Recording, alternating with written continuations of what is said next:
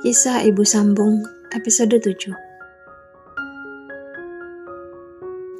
Chandra tak berbohong bahwa ia ingin menginap di apartemen karena memiliki setumpuk pekerjaan yang harus diselesaikan.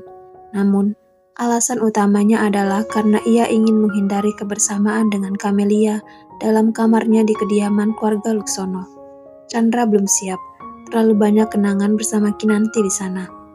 Bukankah kita masih sama-sama belum siap jika harus menghabiskan waktu bersama? Chandra akhirnya memilih untuk jujur. Camelia terdiam sejenak sebelum menjawab. Ya, kita masih sama-sama belum siap untuk bersama. Lalu kenapa kamu menikahiku jika belum siap? Hanya untuk menjadi ibu bagi anak-anakmu? Dasar pria egois. Chandra menautkan alis. Kenapa suaramu meninggi? Kupikir pernikahan kita ini sudah atas dasar kesepakatan. Ibumu sudah menerima apa? Uang maksudmu? Jadi kamu memang menganggapku sehina itu karena telah memberi ibuku sejumlah uang untuk pernikahan ini? Adik Camelia. Maafkan aku Camelia, bukan begitu maksudku. Chandra tak melanjutkan perkataannya karena tiba-tiba saja sebuah tamparan mendarat di pipinya. Kenapa kamu namparku Camelia?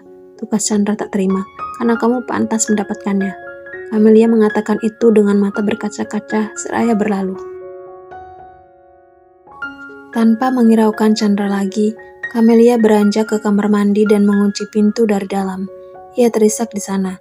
Semarah-marahnya pada Chandra, Camelia lebih marah lagi pada kenyataan bahwa apa yang dikatakan oleh pria itu benar. Camelia harus menerima kenyataan bahwa ia memiliki seorang ibu yang sudah mengorbankannya demi uang. Hanya sebentar Camelia menangis dan memilih untuk menghapus air matanya. Ia tak ingin terlarut dalam kesedihan. Selain itu, ia juga mendengar suara Selin memanggilnya dari luar. Setelah bercermin sebentar, Camelia keluar dari kamar mandi. Selin sudah menunggunya dengan senyum lebar. Camelia pun melengkungkan seulas senyum. Maaf, tadi sudah kubilang pada Selin bahwa kamu sedang berada di kamar mandi, tapi dia tetap ingin menunggumu di sini, ujar Chandra. Camelia tak menanggapi perkataan Chandra, lantas berjongkok dan menatap gadis mungil di hadapannya. Selin menautkan alis melihat wajah mamanya yang sendu. Mama menangis. Selin menyentuh pipi Camelia. Ah iya, tadi mama menangis sebentar. Camelia menyeka sisa air mata dan bertanya, ada apa Selin? Ada yang ingin kamu tanyakan? Perhatian Selin pun teralih, wajahnya kembali cerah. Aku ingin mama melihat buku-buku sekolah di kamarku, ajak Selin. Chandra berdeham. Selin, mama mungkin masih ingin beristirahat. Selin menoleh pada Chandra sekilas, lantas menatap Camelia lagi dengan wajah memohonnya. Tentu saja Camelia tak tega melihat wajah mungil itu. Ia pun tersenyum dan menggandeng tangan Selin keluar kamar. Chandra tampak ingin meminta maaf pada sang istri atas perkataannya tadi. Namun, Camelia sedikit pun tak menoleh padanya. Selin, Eyang bikin kue kesukaan Selin. Ayo makan dulu. Camelia, kamu juga coba kue buatan ibu ya. Marisa menyambut mereka begitu tiba di ruang tengah. Tapi aku dan mama mau ke kamarku Eyang, sahut Selin. Makan kue buatan Eyang sebentar ya, setelah itu baru kita ke kamar. Camelia membujuk Selin yang akhirnya menurut meski dengan bibir mengerucut. Mereka pun duduk di sofa ruang tengah. Marisa segera mengelurkan toples-toples berisi kue kering yang dibuatnya tadi. Camelia merasa salut pada Marisa yang sangat rajin memasak meski ada asisten rumah tangga. Camelia juga bersyukur ibu mertuanya itu tak pernah menuntutnya untuk memasak karena ia tak terlalu suka berada di dapur. Ciko, Selin, panggil Chandra yang baru saja turun dari lantai 2. Ciko dan Selin serempak menoleh. Papa pergi ke apartemen dulu ya. Malam nanti Papa akan menginap di sana karena sedang banyak pekerjaan. Lanjut Chandra sambil diam-diam melirik Camelia. Mendengar itu, Marisa mengerutkan kening dan bertanya, kenapa harus ke apartemen Chandra? Di sini kan ada ruangan kerjamu. Chandra berdeham. Aku ingin lebih berkonsentrasi, Bu. Marisa berdecak, lalu mengajak putranya itu menjauh sedikit agar Camelia tak mendengar pembicaraan mereka. Marisa tak habis pikir dengan keinginan Chandra pergi ke apartemen siang itu dengan alasan pekerjaan. Marisa tak ingin menantunya merasa sedih.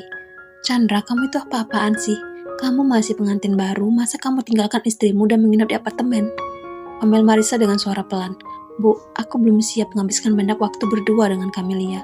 Chandra memilih jujur agar ibunya tak mengomel lagi. Marisa justru semakin meradang. Belum siap bagaimana? Tidak bisa. Kamu tidak boleh ke apartemen. Kerja sana di ruangan kerjamu. Bu, tolong mengerti aku. Chandra memohon. Biarkan saja, Bu. Suara Camelia menghentikan Marisa yang baru saja ingin mengomel lagi. Meski sudah menjauh, Marisa tak sadar bahwa ia berbicara terlalu kencang sehingga sang menantu mendengarnya. Marisa pun menghela napas dan menatap kesal pada Chandra yang sudah beranjak mendekati Chico dan Celine. Chandra berpamitan seraya mencium pipi kedua anaknya itu.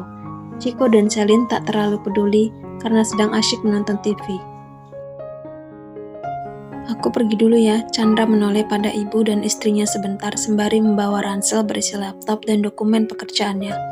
Marisa sudah duduk kembali di sofa ruang tengah bersama Camelia. Kembali ia menghela napas, merasa sungkan pada Camelia karena tak bisa mencegah Chandra pergi. Ekspresi Camelia terlihat biasa saja. Ia mengunyah camilan sambil ikut menonton kartun di layar TV. Sesekali ia mengamati Chico dan Celine yang rebahan di atas karpet berbulu tebal. Camelia, maafkan Chandra ya. Apakah kalian bertengkar sebelumnya? Marisa memulai pembicaraan karena merasa penasaran. Camelia menggeleng. Tidak, kami bertengkar justru karena dia bilang mau ke apartemen. Sudah kularang, dia tetap mau pergi. Ya sudah. Aduh, memang anak itu. Marisa berusaha menahan kekesalannya dan berkata lagi, maafkan ibu Camelia. Camelia menulis sekilas lantas mengangguk. Dalam hati ia bertanya tentang perjodohannya dengan Chandra. Semua ini atas rencana Marisa atau keinginan Chandra juga. Tampaknya Chandra memang tak peduli siapa yang menjadi istrinya, asalkan bisa menyayangi Chico dan Celine. Camelia kemudian menatap mertuanya ingin bertanya sesuatu. Bu, kenapa waktu itu ibu memilihku sebagai calon istri Chandra? Apakah Chandra menyetujui perjodohan ini? Camelia mengutarakan pertanyaannya secara langsung. Marisa mengangguk. Ya, Chandra menyetujui perjodohan ini. Dia menyerahkan semua pada ibu karena dia tak punya calon yang tepat. Kenapa ibu memilihku? Kenapa tak memilih orang lain yang siap menikah saja? Cecar Camelia. Karena kamu yang menurut ibu paling tepat bagi Chandra, juga bagi Chico dan Celine. Tentu ibu ingin yang terbaik untuk anak dan cucu-cucu ibu. Jawab Marisa hati-hati.